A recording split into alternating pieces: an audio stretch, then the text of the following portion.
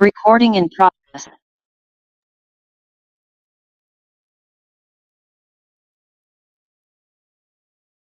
Hello, everyone. My name is Dan Wright, and I'll be going over the block CRD design that we went over in class. And we're going to go over um, how to set it up in your Excel file, how to set up the map, your data, organize your data, all that kind of stuff, how we did it in the field, how we set up all the blocks in the field, as well as how it's different from a regular CRD. So first, organizing your data. You want to make sure you set up three little tabs in your Excel file. You want the field book, the field map, as well as an ANOVA tab. Your blocks should be numerically ordered based on how many blocks you like or your data requires. It just depends based on the experiment that you're running, how many blocks you need. So in order to randomize your data, you want to do one column equal to the number of blocks that you have. You want to do the equal rand equation. And then anywhere you can select a cell that doesn't have data or any text, and you can press the delete button until you're satisfied, and it'll randomize those numbers on the side there until you want to stop. This will randomize your treatments in each block, so it will basically place your treatments into different areas that weren't there before. And that's where the randomization comes from in this design. So here we went from top to bottom, from lowest to greatest in each block per value. And once you're done with that value and you're done sorting all of your blocks in numerical order, you can go ahead and delete that whole column and then replace it with your plot number column, which goes 101, 102, 103, all the way to 105, and then 201 starting your next block, 205, and then 301, so on and so forth. You want to use the three digit numbers so that we can kind of differentiate which block they're in, as well as which treatment we're using. So in this one, our first treatment is the N200, so 200 nitrogen fertilizer. And then at the bottom here, our little map indicates where each block will be and which treatment each block will have. In our experiment, we went with a 20-foot by 20-foot block with a 2.5 walkway in between each one that goes across and down. So setting that all up in the field, we're going to basically copy this map exactly as it is in Excel and put it in real life. So like I said, our blocks will be 20 foot by 20 foot with a 2.5 foot walkway, excuse me, in between each block and going down as well. And that's where the separation of 2.5 feet is. And then these measurements can vary. You don't have to use the same ones that we did. These are just what were convenient for us in our space. So here we are measuring.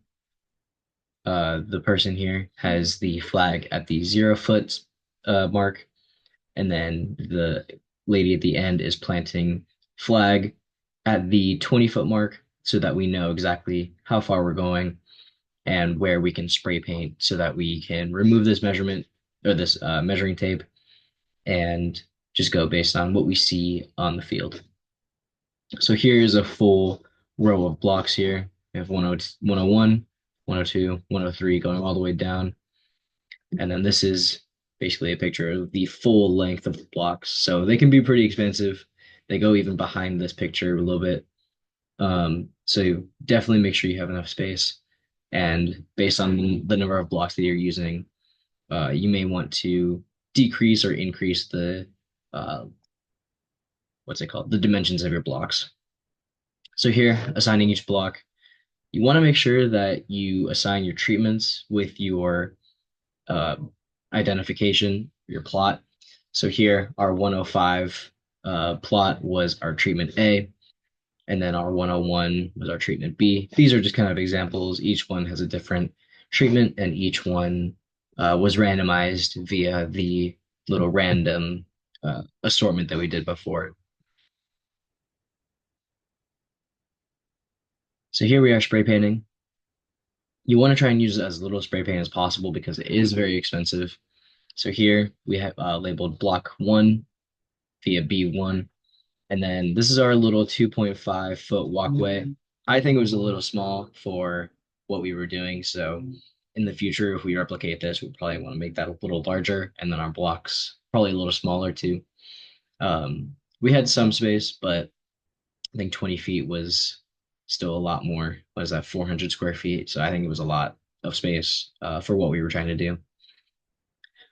So yeah, at each plot point, you want to basically spray paint so that you separate where they are and which treatment is which.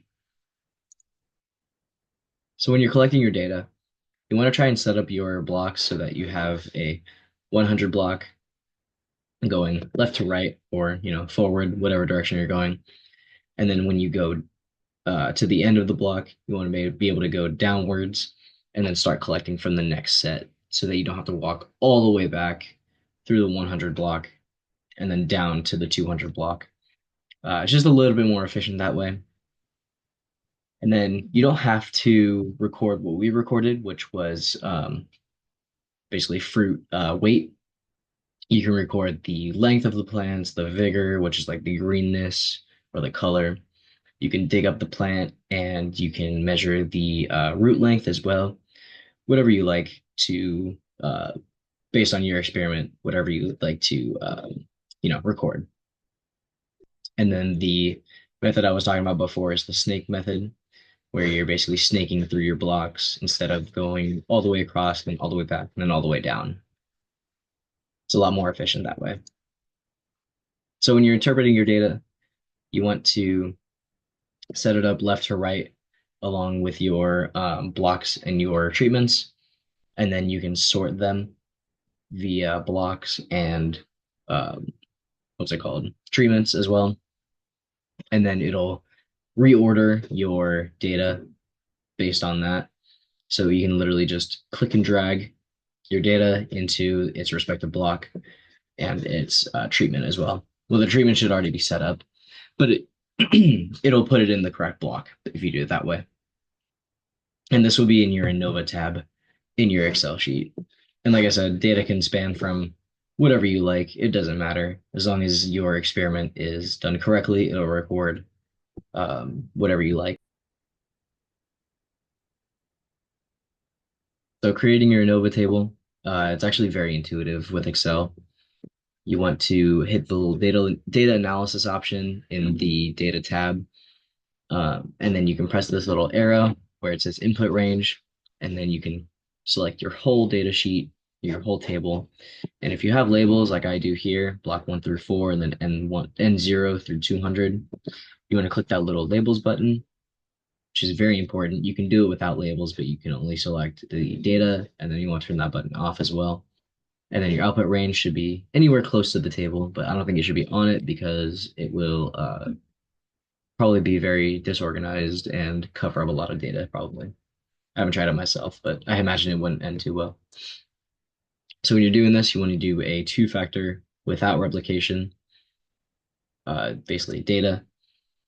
And if your F crit at the end is, which is just the F here, if it's larger, sorry, if your F cal, which is just the F, is larger than your F crit, that means your data is significant. That also correlates with your p-value right right in between those, which is right here below the labels button.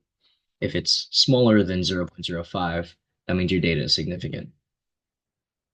So as you can see here, our treatments were significant because the F cal, which is just the F, was greater than our F crit, and the p-value was also less than 0.05.